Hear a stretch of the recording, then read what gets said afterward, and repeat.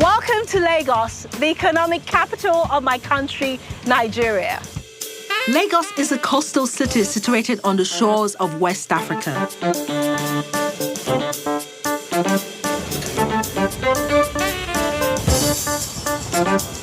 I am Sanwo, and I'm a visual storyteller and cultural producer. Let me show you my city.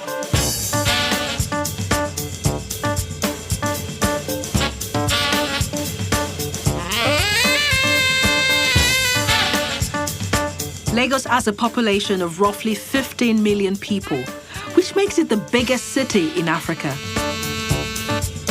Nigeria broke free from British colonial rule when we gained independence in 1960. And today, Lagos is a vast city that sprawls across 4 interconnected islands. From the humble floating fishing community of Makoko to the city's upmarket suburbs that are home to 6,000 millionaires in US dollar terms. And after dark, we know how to have a good time.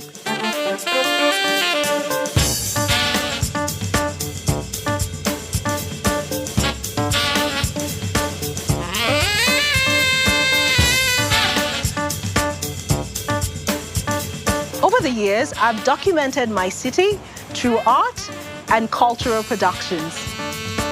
Today, I'm very excited to present a diverse group of artists doing amazing work in the city of Lagos. Coming up in this episode of DW's Art.See.Africa, we meet Taiye Idahor, who explores hair and identity through her complex multimedia works. We spend time with Kainebi Osahenye, whose rich paintings are created across textured metal surfaces. Victor Kameno shows us his iconographic works, inspired by his upbringing in Edo State. We meet the photographer Ayobami Ogungbe, who creates woven photographs. Abisola Omalade takes us into the fascinating world of Nollywood. And performance artist Jalili Atiku presents his challenging new work. So let's hit the streets of Lagos.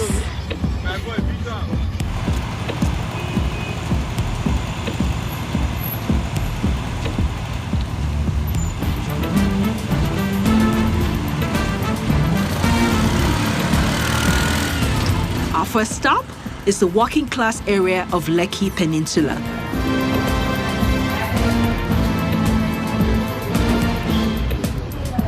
For us Nigerian women, our hair is very complex. It is political, it is cultural, it also has historical element. Taiye Idahor is an artist who embraces all of us in her work. Hey, Taiye. Hi. Well, this looks amazing. Yeah. I'm just getting ready to start on the collage. Taiye's visual language consists of depicting strands of human hair interwoven with coral beads.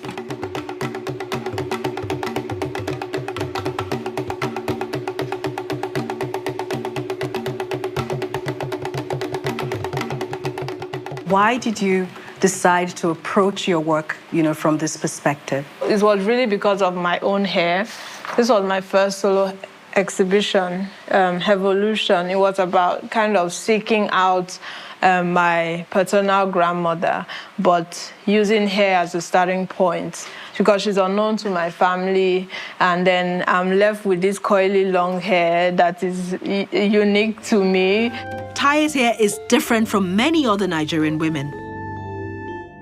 As a child, Taiye was often told that she must have inherited her hair from her grandmother.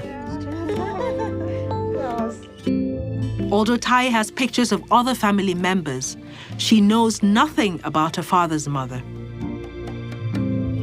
It was about kind of seeking out my paternal grandmother.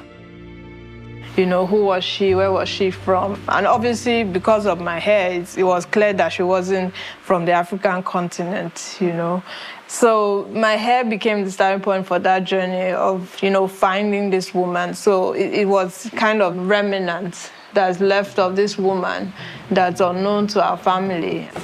Taiye grew up in Benin City, in Edo State, and she was influenced by a local culture. The late Queen Mother was revered, and so was her son, the Oba, who is the king. Taiye draws upon the traditional coral beads of Benin culture and combines this with human hair to create these intricate artworks. The beads are still very relevant to today. So the images that I use, for example, are of Benin brides because they kind of copy, this adornment that's worn by the king. Let me show you the process of how I do the layerings for the collage. I'll show you my collage drawer, where all my collage stuff are. So this is some beads that I cut out. Then you see the hair. So these are some of the images. I'm gonna cut them out. Do you want to cut something? I would love to do that. I want to try my hands in this. I think women have always been in that light where we're constantly doing stuff in the back, which is why for me it's very important to tell women's stories because there is a lot that women are doing and they make a lot of contribution to society. And usually the image that we get of women are always in this sense of models or beauty, but nobody's really talking about the important stuff. We don't necessarily have to be in the forefront, but I think it's important that people at least are aware of what we're doing behind. You get? Absolutely. Yeah. So this is in a way an acknowledgement of women's role and also importance as well. Yeah, and power. And power. Yeah. My time with Taiye has me reflecting on how our works might be feminine and layered, but they carry their own quiet power of women's stories in what is often a male-dominated society. Bye. From Taiye's place, we travel east across the famous Lekki Bridge, and we head for the oldest suburb of Ikoyi. This is where we find the Angels and Muse Thought Laboratory. It is an art incubator space, and it was founded by the artist Victor Eikameno. Like Taiye Idahor, Victor is also using beads to create his artworks.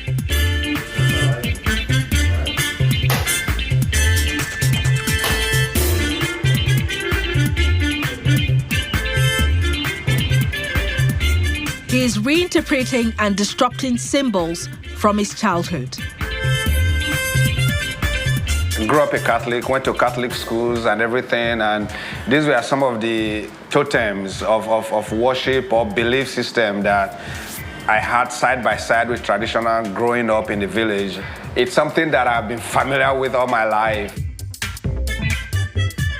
So if you take a traditional African art out of where it belongs, does it have a different meaning when you use it for something else? You understand? So those are the two things that I'm kind of working with when I started using rosary pieces. And when you look at them, what I'm signaling is the kingdom, is the king, is the way he would normally dress.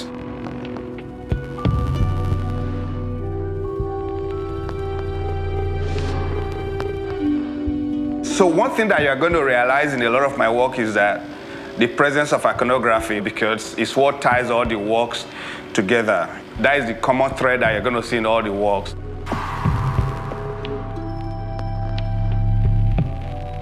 You can see it here in this one here, then, see it in the hair, even in the lines. Because growing up, these were things that were on the walls of the village. Then over the years, created my own visual language with that. Victor has drawn on the rich legacy of traditional Nigerian iconography to create his own contemporary interpretations of these patterns. Victor is also an avid collector of Benin bronzes.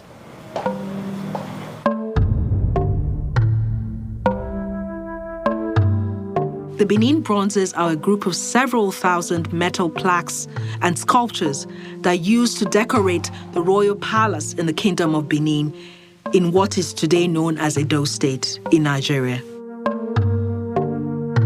In 1897, British troops removed them from Benin, and today the largest collections are to be found in Britain, Germany, and America.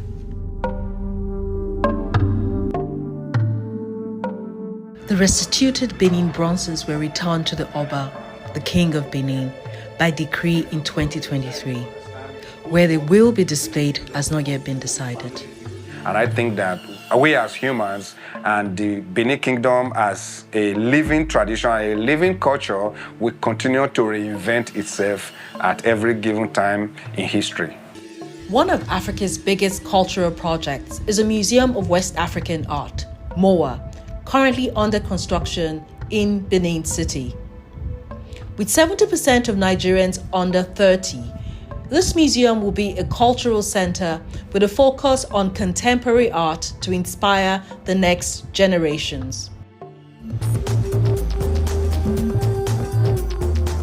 Victor exhibits internationally and he has studios in the United States of America and in Lagos.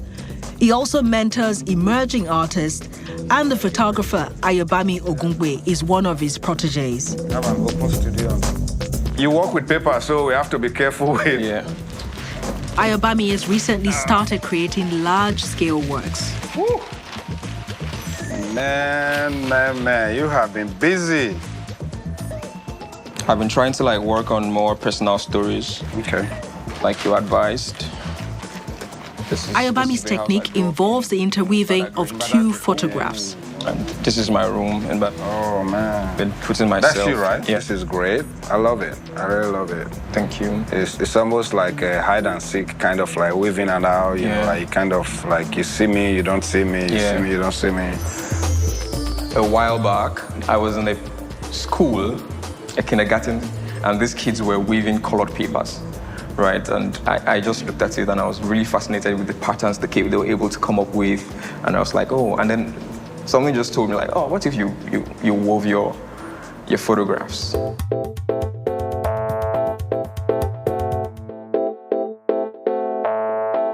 People choose fabric as the go-to material to identify with each other.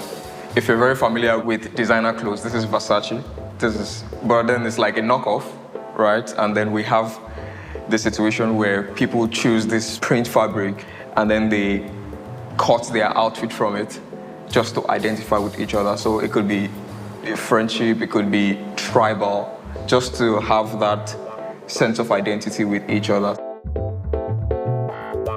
More recently, I've been pour myself more into my work. And so I went back home to my parents' house where I was raised. This is my dad and my mom. The title of this piece is Empty Nest. They had raised all their kids and everybody's now out of the house. So I photographed them in front of the family car and in front of the house. In this piece, you could see them, they're keeping their hands to themselves, but they're still standing beside each other. So at the essence of their relationship, that is really who they are. When there is an avenue for them to come together and have a conversation and be friends, they also do not turn it down. So that is what this piece is all about.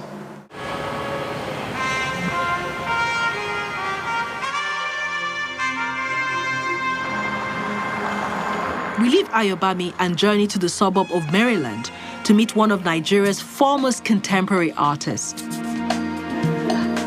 Kainebi Osahenye is an artist that I've worked with in the past, and I find his work rather intriguing. Hi, Kainebi. Hey, hello, Jumoke. How are Good you? to see you. I know you've been very busy. Oh, wow. I see a lot of figures, What does the human body mean to you? Well, in my work, I have synchronized figuration and abstraction together. So the body, for me, it's where all the human force lays. so that you can, with the body, tell the human story. As a graphic artist and painter, Kainebi's art focuses on human subjects and their experiences of oppression. An example of this will be the events that took place in the town of Odi in the Delta region. Odi is rich with oil, but it is also poor and polluted.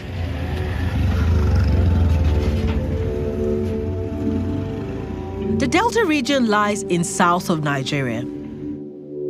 In November 1991, under the rulership of President Obasanjo, the Nigerian military took action against protesters in Odi in Delta region. Angry community members were demanding a greater share in the oil wealth. In 1999, I did some sketches when Obasanjo sent some military people to annihilate the women of Odi, or the people of Odi. Soldiers were sent there because they were protesting about the oil, and then some women were raped by these soldiers, and then that escalated into something massive, and then they started to kill these women. The sketch from the first painting I made about Odi in 1999 triggered this particular work. And so it's a combination of what's happened and all the many atrocities that's happened that's brought ordinary man to tears in our country today. So here, I took it further by trying to even erase those memories like they did, the perpetrators did. And so by canceling out, you're giving voice, to that. So this black is technically like a strike through? The black is striking it. Strike through, and then you're sort of emphasizing through that. That is beautiful. I know that Kainebi has a new project in the works, so I offered to lend him a hand. Okay, so you pick the aluminum cans that's flattened, and then you take it to the board, place it how you want, and then a tap. This is so much fun and enjoying this. And also, I think there's some element of therapy in this as well for you, is it? I enjoy it. It's playful for me, essentially. Yes. This is not bad at all. I think I can double up as your assistant.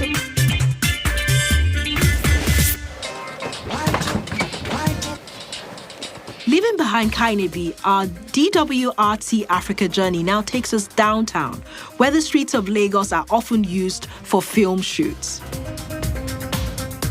Nigeria is known for its huge cinema industry called Nollywood.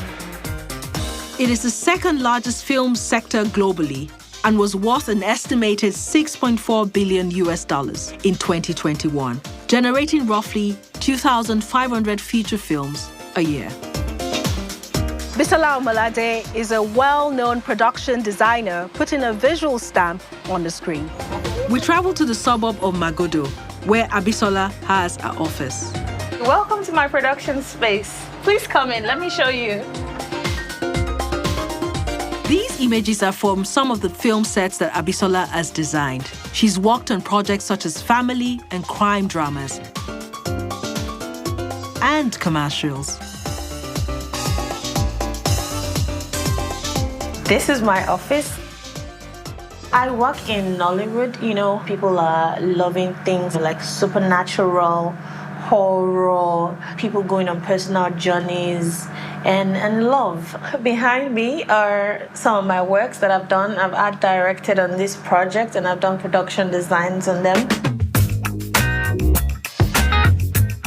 I'm working on a new project. It's called Aura. We have to recreate one of the busiest markets in Lagos. These things are very Nigerian. I just love art so much, and it's very instrumental to my work. I work with lots of artists. I could do collaborations with them, and then we sit down together and say, okay, we're trying to create something different, something that is symbolic to the story. The quality of art also tells the social class of the people in the stories. So when my friends see any film or any ad, they can easily tell that I was the one who did the art direction. I'm very intentional about the way that I use art. I'm also big on quality and not quantity. Abisola researches for new ideas at Lekki Phase 1, home to the Nike Art Gallery.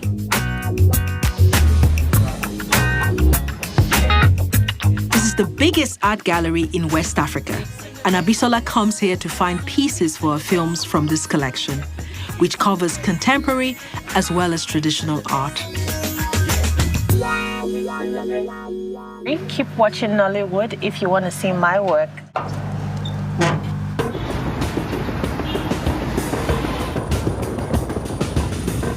Moving northwards on DW's Art.See.Africa journey, we're going to a huge event that gathers artists and collectors from across West Africa and beyond.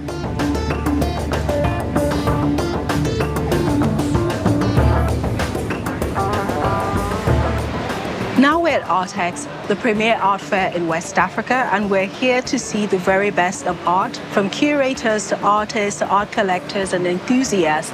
This is the place to be in Lagos during the art season. So come with me and let me show you the very best. Since its first edition in 2015, Art.X has attracted growing attendance, with the local appetite for art increasing each year.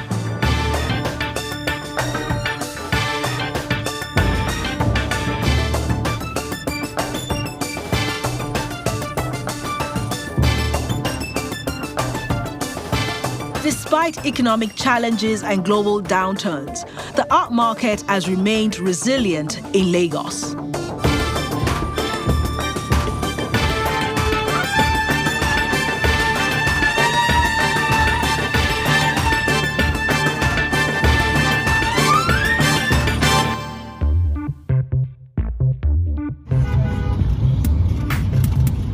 Leaving behind Art.X, we travel an hour east to the working-class suburb of Ejigbo.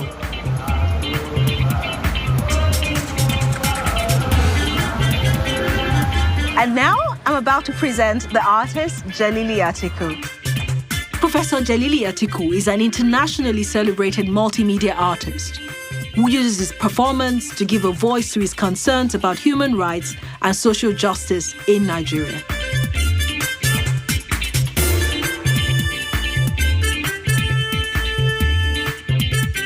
When I meet Jelili, he's busy preparing props for his performances. Wow. How you doing? I'm very well. So tell me about this piece. You know, this is one of the objects for the performance, which I titled Don't Eat Garlic Near the Queen. And it actually to create kind of a symbolic object that actually explains the actions and the effects of colonialism, and I'm trying to bring out the consequences of it in the bone, you know, using the bone and some of the destruction which they have done into. And when you see bone, the life has already gone out of that. And that's exactly what the British have done to us as a people. Colonial Nigeria was ruled by the British Empire from the mid-19th century until 1960. In 2022, Queen Elizabeth II was buried, and this event inspired Jelili to create a performance piece that is a critique on the complex relationship that Nigeria still has with the United Kingdom, called Do Not Eat Garlic Near the Queen.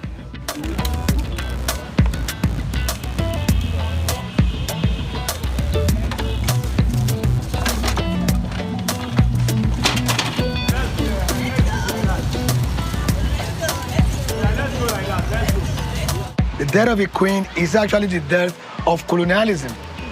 I was in London during the Queen burial. I went to the palace and saw millions of people trying to pay homage to her. Then I was asking myself a question about that. Does she actually represent humanity, the ideal of humanity? Jelili's other impactful performance is The Museum is a Colonial Master. And in it, it transforms himself into a trickster figure who reenacts a ritual in which he smashes a glass museum display cabinet to liberate a traditional figurine.